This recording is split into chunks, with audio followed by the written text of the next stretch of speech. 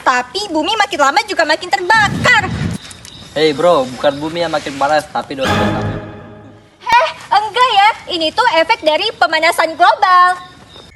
Nah, jadi pemanasan global adalah kenaikan suhu rata-rata atmosfer, laut, dan daratan bumi yang disebabkan oleh peningkatan gas rumah kaca akibat aktivitas manusia. Pemanasan global terjadi karena adanya efek gas rumah kaca. Yang dimaksud efek gas rumah kaca di sini bukan berarti bumi makin banyak rumah atau gedung yang terbuat dari kaca ya.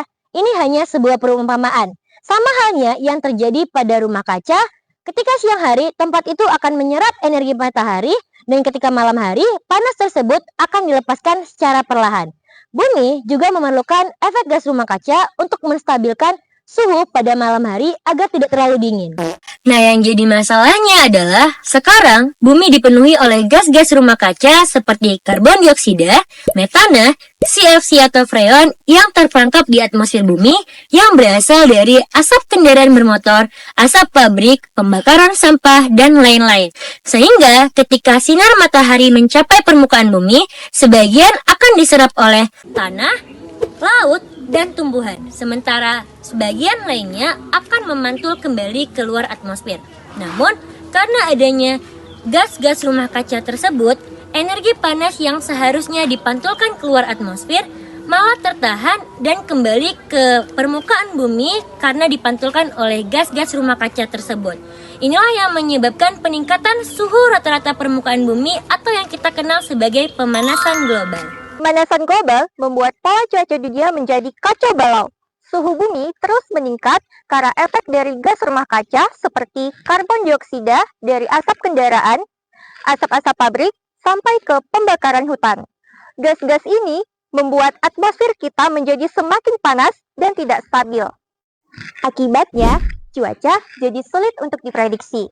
Dulu kalau udah masuk bulan September, Oktober, November, Desember, ini tuh pasti musim hujan. Sekarang Septembernya cerah, Oktobernya kebakaran, Novembernya baru jasa hari, Desembernya kebanjiran. Nah, inilah yang disebut dengan perubahan iklim. Perubahan iklim adalah perubahan jangka panjang dalam pola suhu, curah hujan, dan kondisi cuaca akibat dari meningkatnya suhu bumi yang disebabkan oleh pemanasan global. Setelah kita masuk ke fakta-fakta terjadinya perubahan iklim. Perubahan iklim terjadi dengan adanya bukti melalui data ilmiah berupa peningkatan suhu rata-rata global, perubahan pola curah hujan, dan kenaikan permukaan air laut. Fakta yang pertama yaitu peningkatan suhu rata-rata global. Melalui data penelitian BMKG yang tersebar luas di seluruh wilayah Indonesia, umumnya suhu rata-rata di Indonesia ini selalu meningkat. Sebagaimana disajikan dalam data berikut. Dari data berikut, kita bisa ketahui bahwa dari tahun 1984 hingga tahun 2024, Indonesia mengalami penaikan suhu rata-rata. Fakta yang kedua, yaitu perubahan pola curah hujan. Pada tahun 2024, umumnya Indonesia menerima curah hujan sebesar 1.500 sampai 4.500 mm per tahun.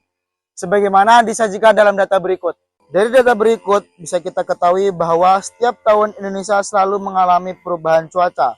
Nah, di tahun 2010 Indonesia mengalami perubahan cuaca yang sangat signifikan, yaitu di angka 3.205,9 mm.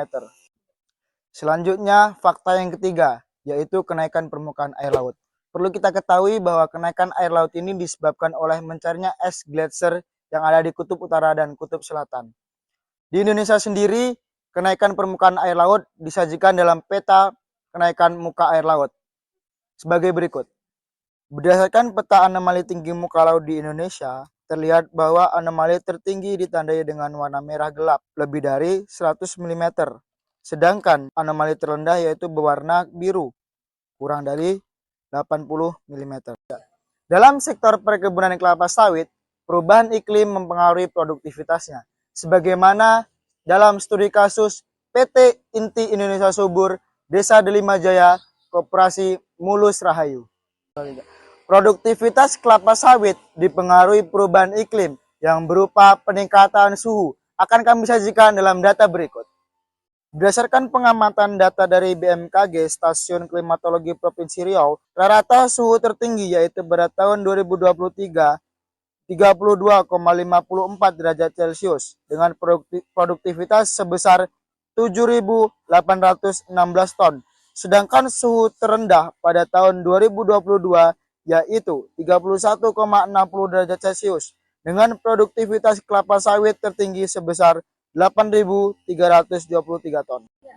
Selain dipengaruhi oleh peningkatan suhu, produktivitas kelapa sawit juga dipengaruhi oleh perubahan pola curah hujan. Yang akan kami tampilkan datanya sebagai berikut. Dalam data berikut, pada tahun 2022 terjadi curah hujan yang sangat tinggi sebesar 3.216 mm per tahun dengan produktivitas kelapa sawit sebesar 8.323 ton, dan yang terendah pada tahun 2019 sebesar 1.984 mm per tahun dengan produktivitas kelapa sawit sebesar 7.467 ton, sehingga menunjukkan hubungan yang sangat kuat antara variabel bebas curah hujan dengan variabel tarikan produktivitas kelapa sawit. Nah, dari semua yang sudah dijelaskan, ternyata perubahan iklim ini mempunyai dampak, yakni pada kesehatan dan juga perkebunan kelapa sawit. Dampak perubahan iklim pada kesehatan ada dua, yaitu secara langsung dan secara tidak langsung. Yang pertama, secara langsung. Gelombang panas menyebabkan gangguan pada pernapasan dan juga produktivitas kerja.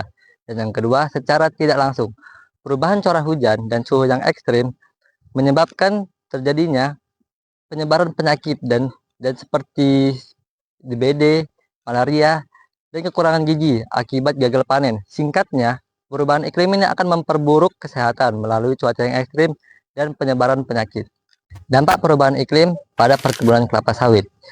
Yang pertama, dampak pada produktivitas. Nah, perubahan pola curah hujan dan suhu yang ekstrim akan mengganggu pertumbuhan tanaman, menurunkan hasil panen, dan meningkatkan resiko hama. Yang kedua, dampak pada kualitas hasil. Suhu yang tinggi dan juga curah hujan yang tidak teratur itu akan menurunkan kualitas buah dan juga meningkatkan kontaminasi hama. Yang ketiga, dampak pada sosial ekonomi. Nah, jika terjadi penurunan produktivitas, itu akan mengurangi pendapatan pada petani dan juga biaya produksi. Dari semua dampak yang ada pada perubahan iklim, perlu dilakukan yang namanya adaptasi untuk mengatasi perubahan iklim, seperti menggunakan varietas unggul, yaitu Decalipes simalungun yang tahan kekeringan dan penyakit. Kemudian menggunakan infrastruktur tahan cuaca seperti pembangunan drainase, embung, irigasi tetes, dan teknologi pemantauan cuaca untuk mitigasi dampak ekstrim. Mitigasi terhadap perubahan iklim adalah upaya yang dilakukan manusia dalam mengurangi ataupun mencegah dampak negatif dari perubahan iklim. Tujuannya adalah untuk mengurangi jumlah gas-gas rumah kaca yang dilepaskan ke lapisan atmosfer, karena gas-gas inilah yang menjadi penyebab utama pemanasan global. Mitigasi bisa dilakukan dengan berbagai cara loh. Misalnya, kita dapat mengurangi penggunaan bahan bakar fosil seperti bensin dan batu bara, serta kita bisa beralih ke energi terbarukan seperti tenaga surya dan angin. Nah, serta menanam pohon juga termasuk langkah dari mitigasi karena pohon mampu menyerap karbon dioksida dari udara.